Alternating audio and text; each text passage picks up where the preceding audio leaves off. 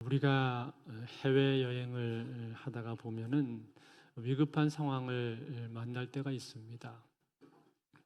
그때 주로 대사관이나 영사관을 찾게 되는데, 그런데 대사관에 가면은 누가 있습니까? 대사가 있죠. 이 대사는 어떤 사람입니까? 대사는 한 나라를 대표해서 파견된 사람으로서 자국민을 보호하고 자국의 뜻을 대변하는 사람입니다. 즉 그는 자기 스스로 자기 뜻을 전하는 사람이 아니라 대통령으로부터 임명을 받아서 대통령과 나라의 뜻을 시행을 하는 것입니다. 그래서 주미 대사, 그러면 미국에 거주하고 있지만 한국을 대표하고 있고 대통령의 뜻을 미국에 대신 전하는 사람입니다. 이번에 최초로 여성 주미대사가 내정되었다고 매스컴에서 화제가 되었던데, 어쨌든 이 대사는 자기의 뜻을 전하고 자기의 뜻을 관철시키기보다는 대통령과 나라의 뜻을 전하고 그 뜻을 관철시키는 사람을 대사라고 말을 합니다. 그런데 이 대사가 영어로는 엠베세더인데, 이 엠베세더라는 단어가 성경에도 나옵니다. 어디에 나오는가 하니 고린도 후서 5장 20절에 보면 나오는데 이렇게 되어 있습니다. 그러므로 우리가 그리스도를 대신하여 사신이 되어 하나님이 우리를 통하여 너희를 권면하시는 것 같이 그리스도를 대신하여 간청하노니 너희는 하나님과 화목하라. 여기 나오는 이 사신이라는 단어, 이 단어가 바로 엠베세더인데요. 즉 누군가로부터 보냄을 받았다라는 뜻입니다. 그렇다면 여러분, 여기 이 구절에 나오는 우리는 누구로부터 보냄을 받은 것입니까? 바로 예수 그리스도로부터 보냄을 받은 것입니다. 예수님께서 이 땅에 계실 때 예수님은 먼저 당신이 성부 하나님으로부터 보냄받았다는 사실을 알고 계셨습니다. 그래서 요한복음 8장 42절에 보면 그 내용이 나오는데 이렇게 되어 있습니다. 예수께서 이르시되 하나님이 너희 아버지였으면 너희가 나를 사랑하였으리니 이는 내가 하나님께로부터 나와서 왔습니다. 나는 스스로 온 것이 아니요 아버지께서 나를 보내신 것이니라. 스스로 오신 것이 아니라 아버지께서 나를 보내셨다 그랬습니다. 즉 하나님께서 보내셨다는 거죠. 그런데 이 말씀을 한 번 하고 그친 것이 아니라 여러 차례에 걸쳐서 이 말씀을 자주 하셨습니다. 다시 말해 예수님은 당신이 하나님으로부터 왔고 하나님께로부터 보냄을 받았다는 이 사실을 분명히 알고 계셨다라는 거예요. 그래서 이 땅에 계신 동안에 그분은 하나님의 뜻에 순종하기를 원하셨고 또 하나님의 뜻을 온전히 다 이루셨습니다.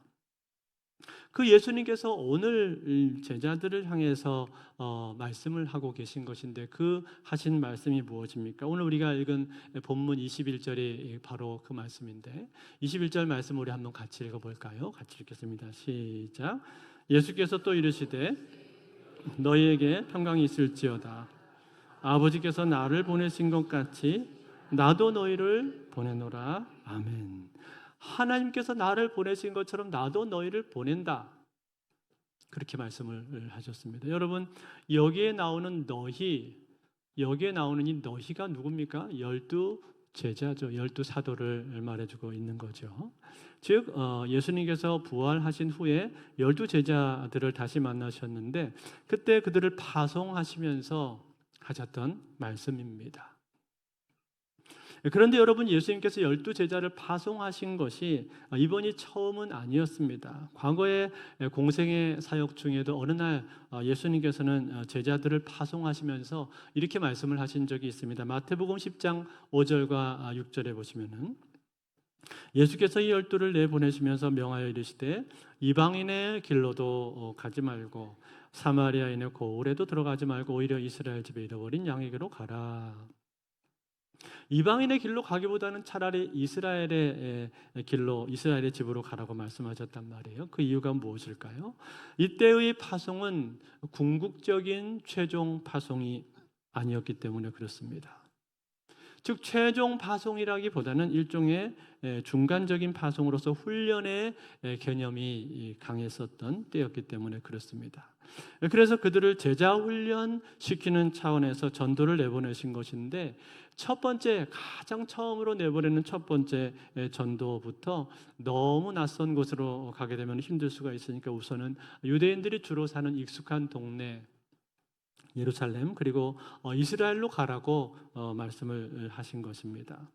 그래서 제자들은 여기에 순종을 해서 전도를 나갔었죠. 그 결과가 어떻게 되었습니까? 천국 복음이 전파되었고 병이 낫고 그리고 귀신이 쫓겨나는 놀라운 역사를 그들이 경험을 하게 되었습니다. 그런데 여러분, 오늘 우리가 읽은 이 요한복음 20장, 오늘 이 본문에서는 지금 예수님께서 훈련 삼아서 제자들을 보내고 계신 것이 아닙니다. 그런 시점이 아닙니다. 왜 그럴까요? 이제는 예수님이 부활하셨고 승천을 앞두고 계신 그런 시점이기 때문에 이제는 제자들 향해서 궁극적으로 파송을 하고 있는 그런 시점이란 말이에요. 그러면서 하신 말씀이 무엇이었는가 하니, 아버지께서 나를 보내신 것처럼 나도 너희를 보낸다, 그렇게 말씀을 하셨단 말이에요. 즉 예수님은 하나님의 말씀에 순종해서 이 땅에 복음을 전하기 위해서 오셨는데, 아니 친히 복음이 되기 위해서 오셨는데, 마찬가지로 예수님이 떠나가신 뒤에는 어떻게 해야 된다는 것입니까? 이 사역을 제자들이 이어받아서 제자들이 이 사역을 감당해야 된다는 거예요. 이것이 제자들이 갖고 있는 사명입니다. 제자들에게 주신 사명이라는 거예요. 사랑하는 성도 여러분, 그렇다면 이 사명은 과연 제자들만의 몫일까요? 아니요, 그렇지 않습니다. 12제자뿐만 아니라 그 후에 70인의 사람들을 세워서 그들에게도 복음을 전하게 하셨습니다. 누가복음 10장 1절과 2절에 보면 나오는데 이렇게 되어 있습니다. 이후에 주께서 달리 70인을 세우사 친히 가시려는 각동각처로 둘씩 앞서 보내시며 이르시되, 추수할 것은 많되 일꾼이 적으니 그러므로 추수하는 주인에게 청하여 추수할 일꾼들을 보내어 주소서 하라. 자, 여기 보니까 70인을 파송을 하셨는데 이 70인이 나가서 했던 사역이 무엇입니까? 천국의 복음을 전파하고 하나님의 나라가 이 땅에 임하게 되었다는 것을 사람들에게 알리고 증거하는 일이었습니다. 즉, 이 70인이 했던 사역도 역시 앞서 12제자나 12사도가 했었던 그 사역과 별반 다른 사역이 아니었다는 거예요. 동일한 사역을 이 70인의 사람들도 감당을 했다라는 겁니다. 아니, 그뿐만이 아닙니다. 오순절날 성령이 임하게 되었을 때 이 사역은 폭발적으로 확장이 되고 확대가 되는 것을 우리가 볼 수가 있는데, 오순절날 마가의 다락방에 모인 사람들이 몇 명이었습니까? 120명의 사람들이 마가의 다락방에 모였었죠. 그들이 모여서 하나님 앞에 간절히 기도를 했는데 그때 성령께서 그들 가운데 임하셨습니다. 그래서 하늘로부터 강한 임재가 나타나게 되었고, 불의 혀처럼 갈라지는 것들이 각 사람의 머리 위에 임하게 되었고, 거기 있는 사람들이 각자 다른 방언으로 말하는 놀라운 일이 일어나게 되었습니다. 그런데 더 놀라운 것은 무엇이었는가 하니, 그때 전 세계 각처에서 이 절기를 지키기 위해서 예루살렘으로 모여왔던 수많은 디아스포라 유대인들이 있었습니다. 흩어져 사는 유대인들이 그 절기를 지키기 위해서 예루살렘에 다 모였단 말이에요. 그런데 그 모인 사람들이 바로 그 장면을 보게 되었다는 거예요. 그 장면을 보면서 이들이 놀라서 말하기를, 아니 이것이 도대체 어떻게 된 일이란 말인가? 우리가 각 나라 각 지방에서 우리가 왔던 나라의 그 지방의 언어로 저 사람들의 입에서 하나님의 큰 일을 우리가 듣게 되는도다. 이러면서 다들 크게 놀랐습니다. 그 순간에 어떤 일이 있었습니까? 베드로가 앉아있다가 그 자리에서 벌떡 일어나더니 사람들 앞에서 설교를 하기 시작했습니다. 그리고 그 설교를 통해 예수 그리스도의 복음을 증거를 했는데, 그 설교를 듣고 무려 3,000명이나 되는 사람들이 그 자리에서 그 복음의 말씀을 듣고 회개하고 회심을 하게 되는 놀라운 역사가 나타나게 되었다라는 거예요. 그리고 나서 그들이 각처에 흩어져서 복음을 전하기 시작을 했습니다. 즉 성령의 역사로 말미암아 사도들이 처음 전했던 그 복음의 메시지는 고스란히 그 뒤를 따르는 성도들의 메시지가 되었던 것이고, 그것이 바로 궁극적인 교회의 메시지가 되었다라는 것 때문에 교회가 세워지게 된 터는 무엇입니까? 그것은 사도들과 선지자들의 교훈인 것입니다. 그 말씀이 에베소서 2장 20절에 나오는데 같이 한번 보겠습니다. 같이 있습니다. 에베소서 2장 20절 말씀 시작. 너희는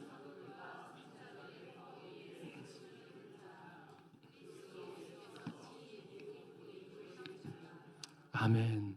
여기 나오는 이 말씀처럼 교회는 사도들이 가르치고 전했던 그 복음의 터 위에 세워지게 되었다는 거예요. 사랑하는 성도 여러분, 이것이 오늘날 우리에게 주는 의미가 무엇입니까? 이것은 우리에게 대단히 중요한 의미를 주는 겁니다. 즉 신약 시대 교회의 뒤를 이어서 오고 오는 모든 교회들은 사도들의 복음의 터 위에 세워지게 되었다라는 거예요.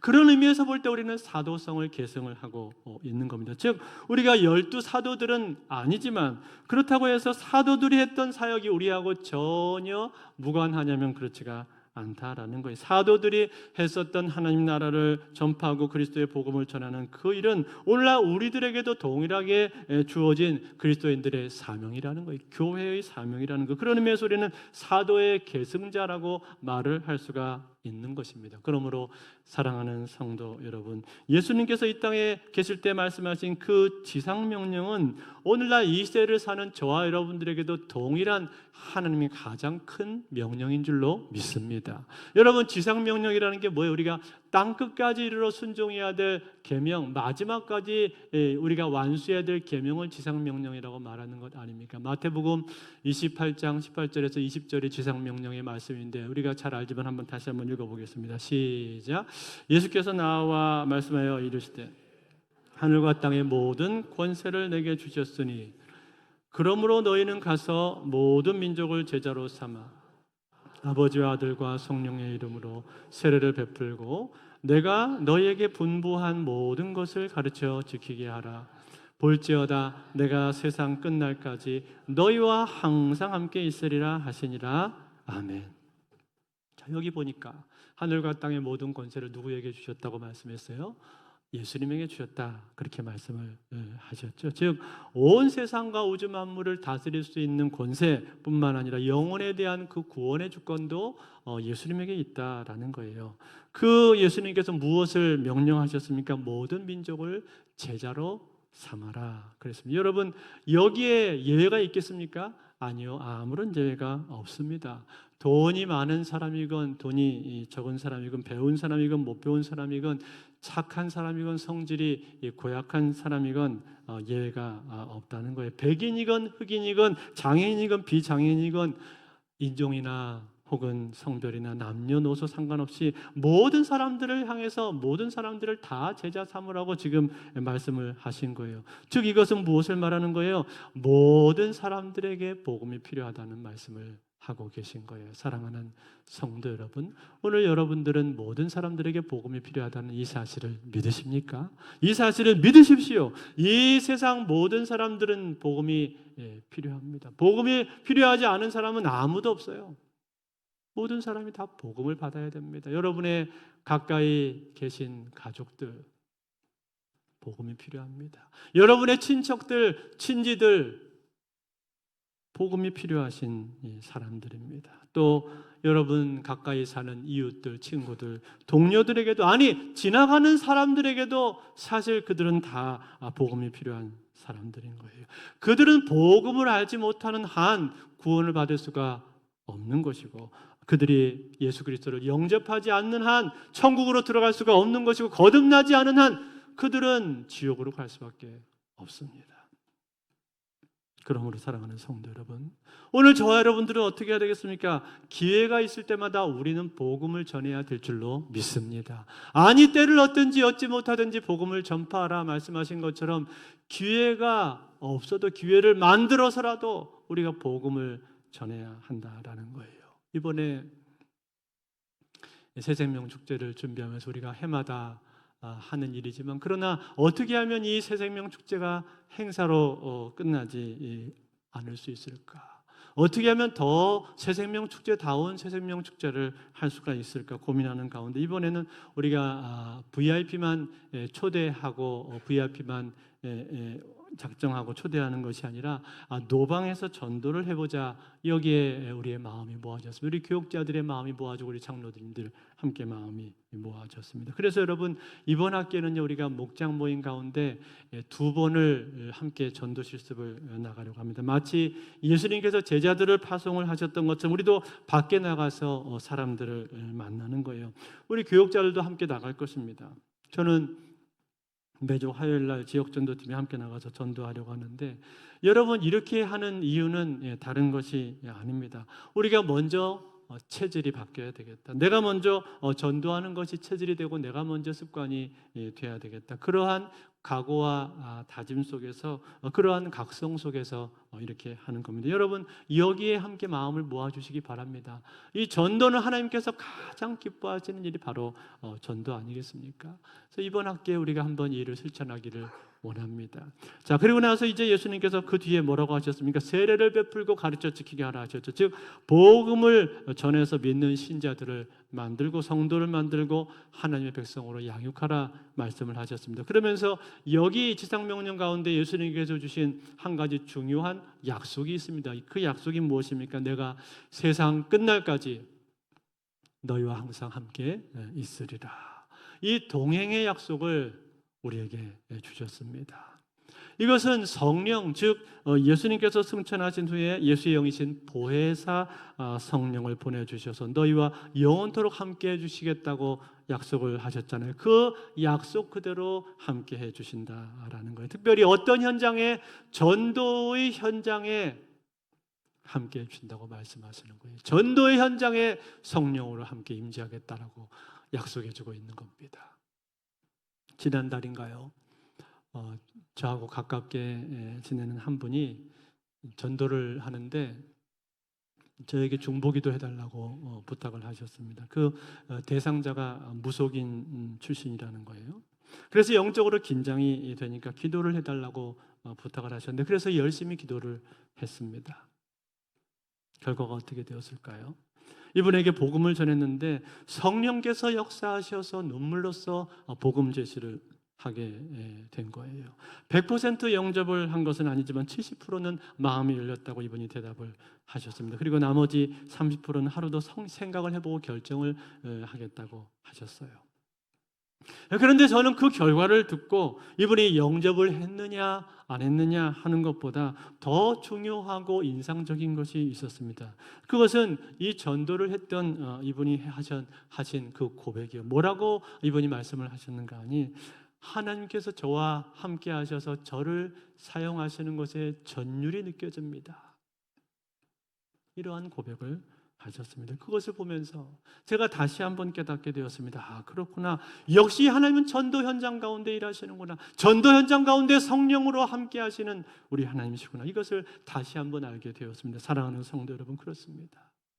하나님은 전도 현장 가운데 함께 하십니다. 우리가 전도 현장 가운데 입을 열기 시작하면, 입을 열어서 복음을 전하기 시작하면 그 순간에 성령께서 함께 하신다는 거. 내가 가만히 있으면은 아무 일도 일어나지 않지만, 입을 꽉 닫고 있으면은 성령께서 역사하시지 않지만, 그러나 내가 입을 여는 순간에 성령께서는 강력하게 역사하신다는 거예요. 그러므로 사랑하는 성도 여러분, 오늘 우리는 이 전도에 있어서 전도는 너무 어려운 것 아닌가 그렇게 너무 두렵게 생각하지 마시고, 너무 주저하거나 너무 망설이지 마시고 입을 여시기 바랍니다. 입을 열어서 말하기 시작해 보시기 바랍니다. 예수님을 믿으세요라고 말을 해보시기 바랍니다. 그러면 내가 입을 여는 그 순간에 성령께서는 역사하실 줄로 믿습니다.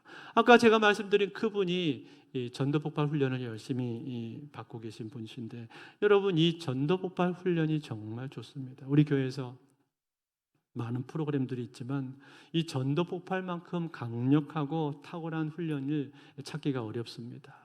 여러분, 저는 항상 이 전도 폭발을 많이 강조하고 중요하게 생각을 합니다. 여러분이 여기 들어오시면 내 자신의 한계를 뛰어넘는 것을 아마 경험하시게 될 겁니다. 그리고 하나님이 나를 사용하시는구나 하는 것을 여러분이 깊이 경험하게 될 거예요. 어제부터 개강을 했는데 이번 주까지는 기회가 있습니다. 이번 주 토요일 날까지는 들어오실 수가 있어요. 그래서 아직은 기회가 있으니까 여러분 한 주간 기도하시고 이번 주 토요일 날 이곳에 오십시오. 도전을 해보십시오. 절대로 후회하지 않는 선택이 되실 겁니다.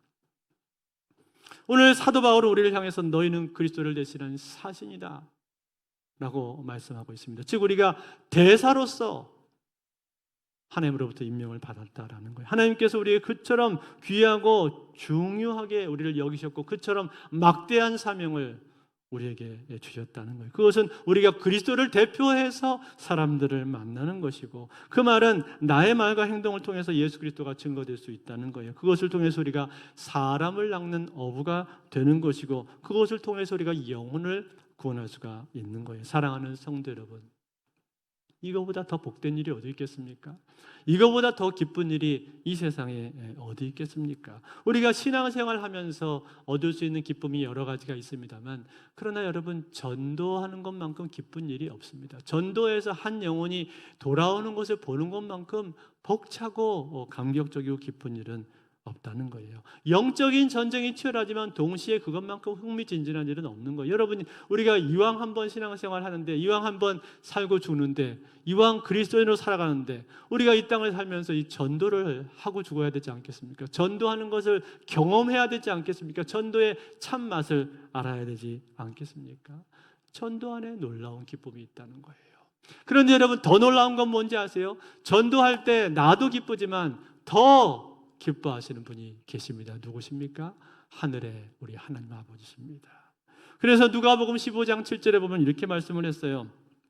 같이 읽겠습니다. 시작. 내가 너에게 이르노니 이와 같이 죄인 한 사람이 회개하며 하늘에서는 회개할 것 없는 의인 99으로 말미암아 기뻐하는 것보다 더하리라. 아멘. 의인 9보다도 죄인 한 사람이 회개하는 것을 더 기뻐하신다. 하늘에서는 더 큰 잔치가 벌어지고 더 기뻐하신다라는 거예요. 그만큼 전도가 중요하고 전도가 크다는 겁니다. 그래서 어떤 목사님은 말씀을 하시기를, 전도하지 않으면 엄밀한 의미에서는 성화가 제대로 이루어지지 않습니다. 성화도 한계가 있습니다. 그런 유명한 말씀을 하신 적이 있습니다. 즉 전도할 때 우리가 더 성화가 된다는 얘기고, 전도할 때 그리스도를 닮아가게 된다는 거. 여러분, 너무나 당연하지 않겠습니까? 우리가 전도하지 않으면은 그냥 살지만, 전도하려면 어때요? 전도하려면 내가 직장 가서도 대충 살 수가 없는 거 아닙니까? 그까이 거 대충 이런 식으로 우리가 할 수가 없다 이 말이에요. 내 성질대로 사람들에게 욕하고 소리치고 이 윽박지르거나 할 수가 없다 이 말이에요. 어떤 때는 내가 할 수 있는 것도 안 해야 되고, 또 내가 하기 싫은 것도 해야 되고 그럴 때가 있습니다. 왜냐하면 영혼을 얻기 위해서, 온 천하보다도 귀한 한 영혼을 얻기 위해서 그러한 수고를 할 수밖에 없다는 거예요. 그래서 때로는 내가 양보해야 되고, 때로는 희생해야 되고, 때로는 참아야 될 때도 있습니다. 또 그리스도인의 좋은 성품을 나타내기 위해서 친절해야 되고, 온유해야 되고, 그리고 말할 때도 말도 좋게 하고, 또 인사도 먼저 건네고, 이러한 모든 일들이 다 뭐예요? 전도하기 위해서 우리가 그리스도인답게 살아가는 것 아니겠습니까? 결국 그게 우리를 어떻게 변화시킬까요? 그리스도를 닮은 모습으로 우리를 성장시키고 변화시키는 것이 성화시킨다는 말이에요. 말하자면 What do Jesus do? WWJD. 지난주에 말씀드린 그것이 이루어질 수밖에 없게 만드는 그것이 뭐냐? 바로 전도라는 거예요. 전도의 현장이라는 거예요. 그렇기 때문에 오늘 사도 바울은 자신이 전도하는 이 일이 너무나 중요하고 마땅히 해야 될 일이기 때문에 그가 이런 고백을 하게 됩니다. 고린도전서 9장 16절 말씀을 같이 읽겠습니다. 시작. 내가 복음을 전할지라도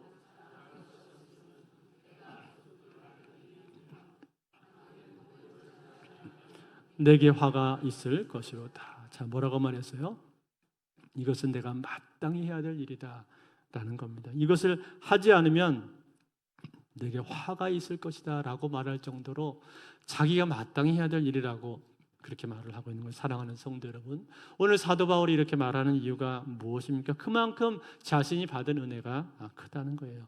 자신은 죄로 죽을 수밖에 없는 인생이었는데 하나님 앞에서 핍박자요, 파행자요, 폭행자요, 비방자에 불과한 사람이었는데 하나님께서 그러한 자신을 불쌍히 여기셔서 나를 구원해 주시고 하나님의 자녀 삼아 주신 것, 거기다가 복음을 증거할 수 있는 이 귀한 사명까지 맡겨주신 것, 그것이 얼마나 감사한가.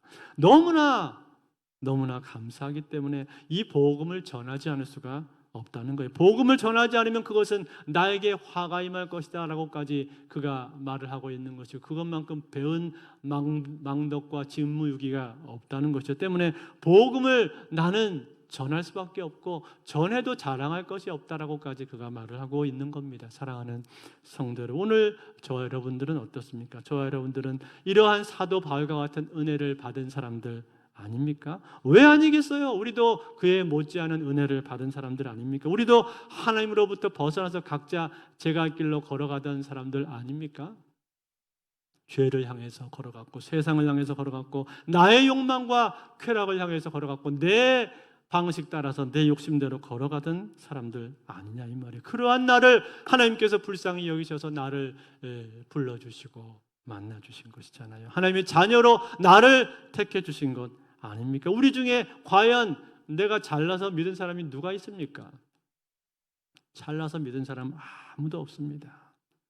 그런데 그런 나를 하나님이 불쌍히 여겨줘서 나를 선택해 주시고, 어느 날 보니까 내가 하나님의 자녀가 되어 있는 거 아니에요? 어느 날 보니까 내가 하나님을 믿고 있는 것 아닙니까? 그게 은혜가 아니면 무엇이냔 말이에요. 그러므로 사랑하는 성도 여러분, 오늘 나는 하나님으로부터 큰 은혜를 받은 사람이라는 사실을 분명히 알고 그 은혜에 합당한 삶을 살기를 원합니다. 그 은혜를 갚기 위해서라도 우리가 복음을 전할 수 있기를 바랍니다. 그것이 구원받은 사람이 마땅히 해야 될 일이라는 거예요. 이제 말씀을 맺겠습니다. 어느 회사에 직장인이었었던 이 집사님이라는 분이 계셨습니다. 이 집사님은 회사에서 늘 복음을 전하고 싶었지만 선뜻 용기가 나지를 않았습니다.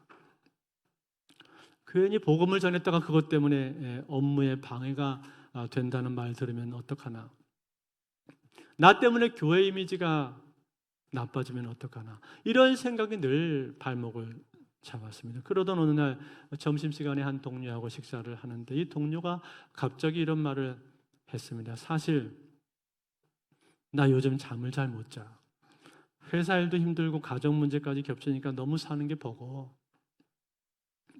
그 순간 이 집사님의 마음은 크게 흔들렸습니다. 지금이 바로 복음을 전할 절호의 기회인데 동시에 괜히 말 꺼냈다가 부담 주는 것 아닌가, 그런 생각이 교차를 하고 있었는데 그때 성령께서 그의 마음속에 이렇게 말씀하시는 것 같았습니다. 네가 말을 하지 않으면 누가 말을 하겠냐.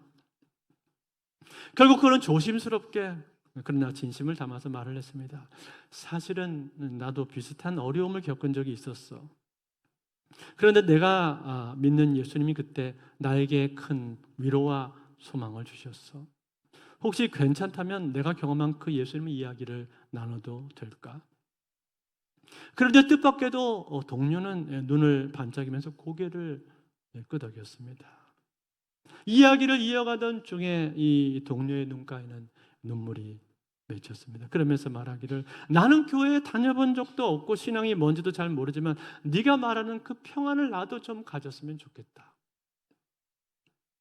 그날 이후로 이 두 사람은 퇴근 후에 만나서 인생 이야기를 나누고 자연스럽게 성경 말씀을 함께 읽게 되었습니다. 몇 달 뒤에 이 동료는 교회의 발걸음을 옮기게 되었고 예수님을 인격적으로 영접을 하게 되었습니다. 그 일을 경험한 후에 이분이, 이 집사님이 이런 고백을 했습니다. 저는 처음에 두려워서 한마디 꺼내는 것도 힘들었지만 그러나 하나님은 나의 작은 순종을 통해서 놀랍게 일하셨습니다.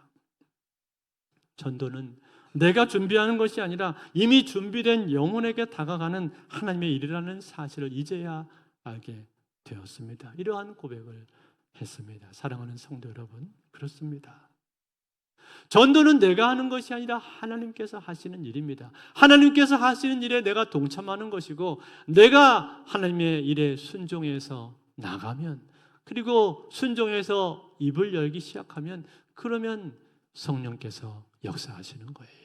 성령께서 일하시고 하나님께서 준비하신 영혼을 우리에게 돌아오게 만들어 주시는 것입니다. 그 믿음을 가지고 나갈 때 우리는 놀라운 은혜를 경험하게 되는 겁니다. 그러므로 사랑하는 성도 여러분, 오늘 우리는 하나님께서 우리에게 허락하신 놀라운 축복인 이 전도, 이것을 날마다 뒤로 미룰 것이 아니라, 등한시할 것이 아니라, 이것이야말로 하나님이 나에게 주신 큰 축복이구나, 이것을 아시고 이 하나님의 지상명령에 순종하실 수 있기를 바랍니다. 아버지께서 나를 보내시는 것처럼 나도 너희를 보내노라, 이 말씀처럼 우리를 보내시는 하나님 말씀에 순종해서 귀한 영혼들 향해 나아가시는 저와 여러분들이 다 되시기를. 그래서 이번 학기에 하나님이 나를 새롭게 바꾸시고 나를 새로운 사람으로 도약시키는 놀라운 은혜를 경험하시는 저와 여러분들이 다 되실 수 있기를 우리 주 예수 그리스도 이름으로 축원드립니다.